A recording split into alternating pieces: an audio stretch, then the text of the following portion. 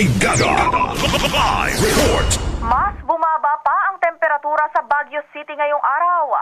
Naitala rito ang 11.8 degrees Celsius. Ayon sa Pag-asa, sa kasalukuyan, ito na ang pinakamababang temperatura sa lugar. Nanguna ang Baguio City sa 10 mga lungsod na may pinakamalalamig na panahon ngayong January 28. Kabilang rito ang Itbayat Batanes, Calayan Cagayan, Tanay Rizal, Sinait Ilocos Sur, Abukay Bataan, Kasiguran Aurora, Malay-Balay Bukidnon, Iba Zambales at Tugigaraw City, Cagayan. Mababatid na una nang naitala kahapon ang 13.4 degrees Celsius na temperatura sa Baguio City.